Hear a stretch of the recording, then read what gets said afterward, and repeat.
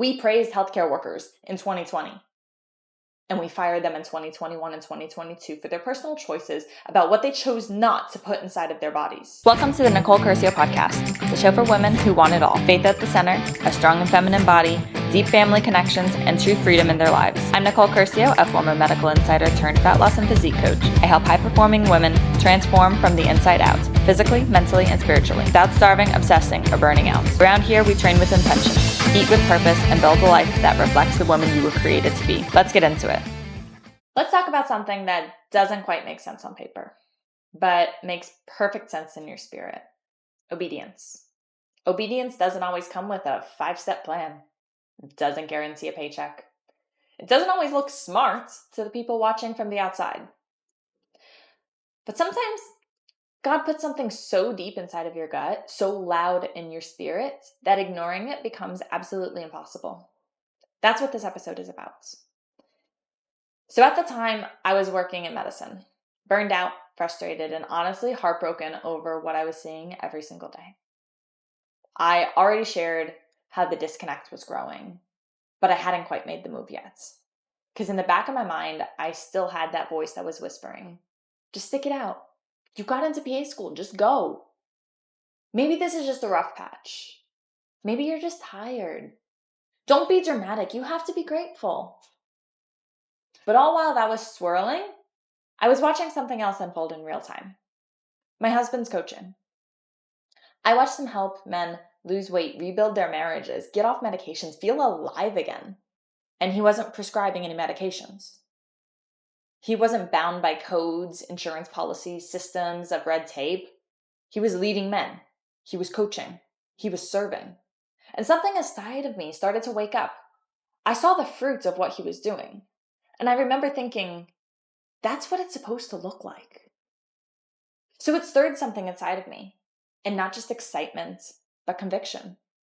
Of course, the fear came rushing in too. Who are you to coach? Yeah, you got certified a couple years ago, but seriously? You don't have a nursing degree or a PA license? You're going to walk away from a great career to do what exactly? Classic imposter syndrome. But underneath all that fear was something stronger. Conviction. I knew God was doing something great, even if I couldn't explain it yet, even if it didn't make sense to anyone else. Then came the moment that changed everything. Let's take you back to 2021. I was living in New York. I had applied to multiple PA schools. I had Zoom interviews, in-person interviews. I was all in. I interviewed at one school on October 1st. Got my acceptance letter 2 weeks later.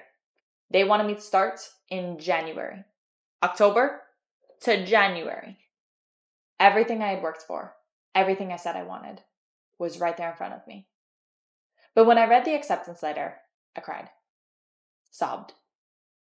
And they weren't happy tears. There was so much sorrow that I couldn't explain or name at first. Because then I saw it. They required something that I had not agreed to. You know what I'm talking about, the medical requirement that rolled out in 2021, the same one that caused a massive nursing shortage all over the country? I had submitted a religious exemption. And despite the fact that this was a Christian PA school, they sent a batch email that stated we will not be accepting any religious exemptions. So there it was. Comply or don't come. And I had to make that choice. Was I going to betray what I actually believed? Or walk away from everything that I worked for? I wrestled hard. I prayed. I journaled. I cried. I screamed. I asked God, is this just fear? Am I being irresponsible? Or are you asking me to trust you with something bigger? And deep in my spirit, I knew this wasn't it. It wasn't just about that one policy. It was about everything that it represented.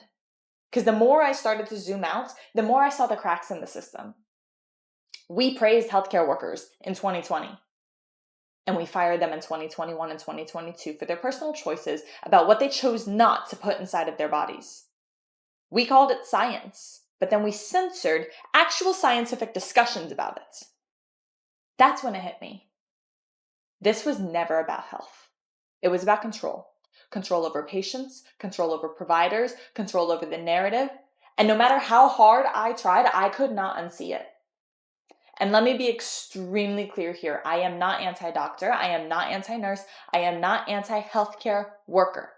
I love and respect the medical professionals I worked alongside, the ones who gave their all, stayed late, and cared so incredibly deeply. What I am against? It's the system controlled by profits. A system that favors medication over education.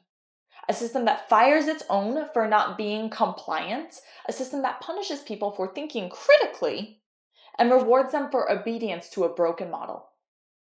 That's not care. That's not healing. And that's not science. That's a machine.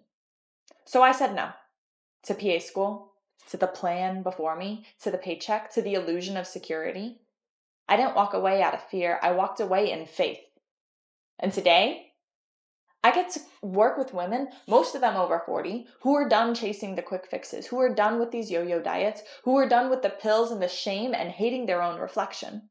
I get to walk with them towards something real. Strength, freedom, energy, peace, discipline, hope. I don't help women shrink. I help them reclaim who they actually are. And coaching, this isn't a cute little side hustle. This is our ministry. This is our purpose. This is our obedience. This is where I remind women that their body isn't broken, their story isn't over, and they're not too far gone. Strong, sexy, and unapologetically confident. That's the goal. Now go lift heavy, eat like you mean it, and act like the woman you're becoming.